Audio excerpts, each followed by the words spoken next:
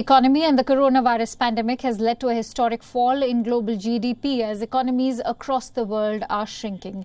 The estimates put a total economic loss of up to $10 trillion as a result of the pandemic. All major economies have reported contraction of the economy in the second quarter. The latest figures show world's third largest economy, Japan, registering the biggest economic contraction on record in the second quarter, keeping policymakers under pressure for bolder action to prevent the recession from deepening.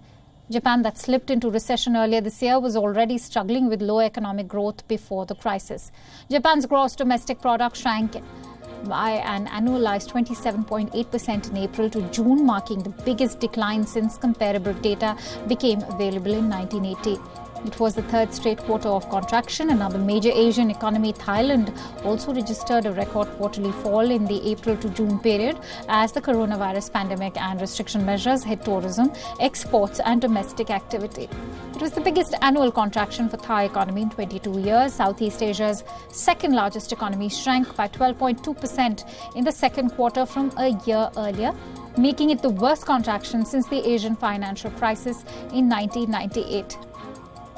The tourism-dependent Thai economy continues to suffer from an ongoing ban on incoming passenger flights and from tepid global demand.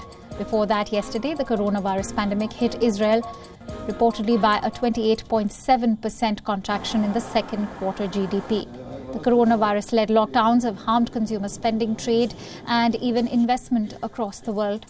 A 6% fall expected in Israel's economy in 2020 would be the first annual contraction in the nation's history. The April to June quarter is the period across the world when the coronavirus-induced lockdowns were the most severe. This led to a fall of 9.5% in world's largest economy, the United States, while Europe's two big economies, Germany and France, contracted by 10.1% and 13.8% respectively during this period.